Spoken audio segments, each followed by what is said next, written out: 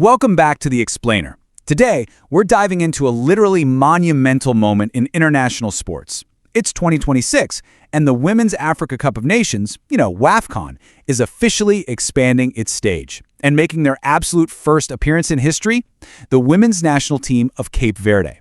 We're talking about a story packed with incredible ascents, totally beating the odds, and this really unique global strategy that basically transformed a small island nation into a serious continental contender. Okay, let's dive into this. Because to really get the hype behind Cape Verde's historic arrival, you've got to understand the emotional engine driving them. Forward Senda Suarez Martins hit the nail on the head with one single word: brio. It's a Cape Verdean Creole term, and it basically means grit, determination, drive, focus, and just raw energy.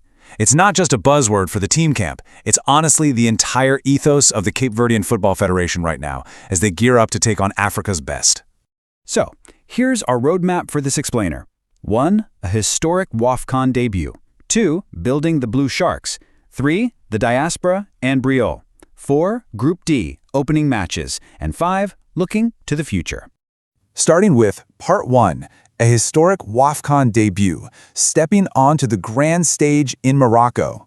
So it's June 29, 2026. The atmosphere at the Moulay Rashid Stadium in Casablanca is just electric. For the first time, Africa's westernmost point is finally represented at the continental high table. The whistle blows, and the Cape Verde women's national team officially plays its first ever final phase match at the Africa Cup of Nations. You can just feel the nerves, the excitement, the absolute pride. And this brilliantly illustrates the unbelievably high stakes of reaching this point, because honestly, getting to this stadium was anything but easy. Moving to Section 2, building the Blue Sharks. Overcoming the odds to rise up the ranks. It takes a massively long time to build a national program from scratch, especially when you're an island nation dealing with huge logistical hurdles and a lack of facilities. But just take a look at this rapid timeline. Their first women's national championship, not held until 2011. The national team didn't even play its very first international match until 2018 against Guinea-Bissau. Then boom, a massive leap to earn in their first FIFA ranking in 2023, straight through to their WAFCON debut in 2026. It's literally a decade of relentless hard work compressed into a few incredible milestones. And that leads us to a really crucial number, 133.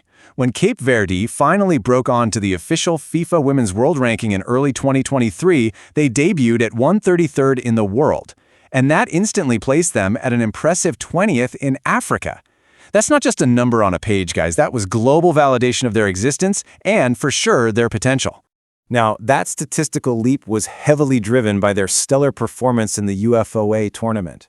But if we're talking about the real driving force behind the scenes, that would be head coach Silvera Nadio. She's a former handballer, a rhythmic gymnast, and a footballer herself, and she has been at the helm since the team was literally created back in 2018.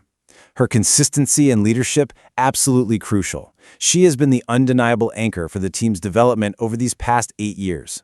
Which brings us to Section 3, the diaspora and Brio, a global roster with a unified goal. So let's bring back that central idea for a second. Brio, that essential grit and determination we talked about. Keep that in the back of your mind as we see how the Federation actually looked beyond its own shores. They tapped into this massive global network of players with Cape Verdean roots who totally shared that exact same drive to elevate their ancestral home.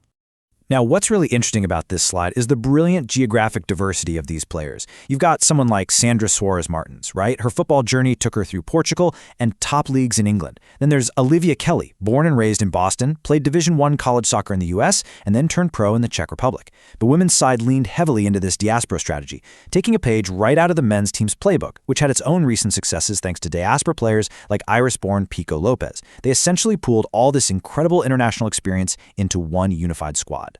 And the impact? Well, it was immediate. The magic number right here is 10. That's the number of goals scored by their all-time top scorer, Ivania Moreira. It is a fantastic metric that perfectly quantifies just how much their offensive threat has grown since that very first match back in 2018. That offensive grit, that is exactly what punched their ticket to Morocco. See, to qualify for this newly expanded 16-team WAFCON, they didn't just scrape by. No way. They secured a solid 6-3 aggregate win over Guinea. And then, and this is honestly the crazy part, after losing the first leg 1-0 to Mali at home, they traveled to Bamako and register a stunning 4-2 victory to completely overturn the deficit. They proved that their brio translates directly to real, tangible on-pitch results. Moving right along to Section 4, Group D opening matches. A trial by fire against seasoned veterans. So this brings us right back to Casablanca for a total David versus Goliath matchup. Just think about the staggering difference in pedigree here. On one side, we have Cape Verde, tournament debutantes running on pure enthusiasm, passion, and a newly constructed squad. And on the other side, the Black Queens of Ghana. Guys, this is their 12th WAFCON appearance. They're seasoned, they're ruthless, and they are aiming straight for World Cup qualification under their Swedish coach, Kim Lars Bjorkegren.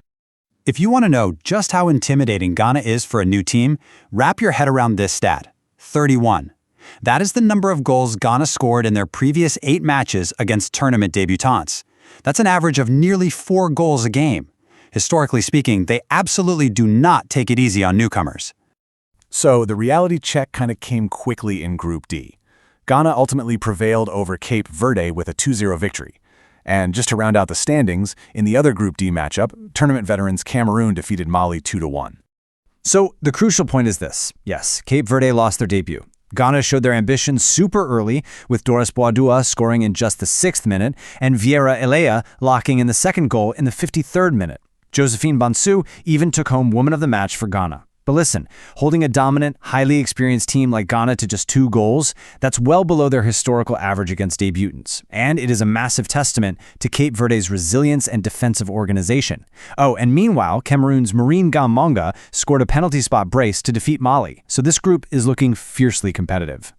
Finally, Section 5. Looking to the future. Sights set on Brazil 2027. Let's move to and see how this builds an exact, literal path to their ultimate dream. Because remember, this initial loss isn't a failure, it's a stepping stone.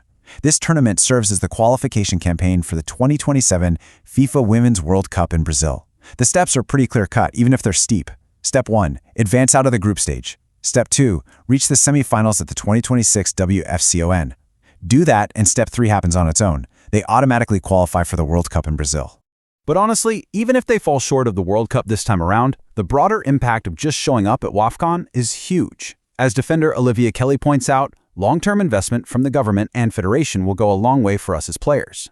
And that's really a key takeaway here. Exposure on this grand stage is exactly what generates funding. It brings in TV rights and sparks the interest back home needed to develop local infrastructure and domestic leagues for the next generation of girls in Cape Verde. Which leaves us with one incredibly exciting question to ponder. Will this historic WAFCON debut generate the infrastructure and investment necessary for Cape Verde to actually shock the world and qualify for the 2027 World Cup?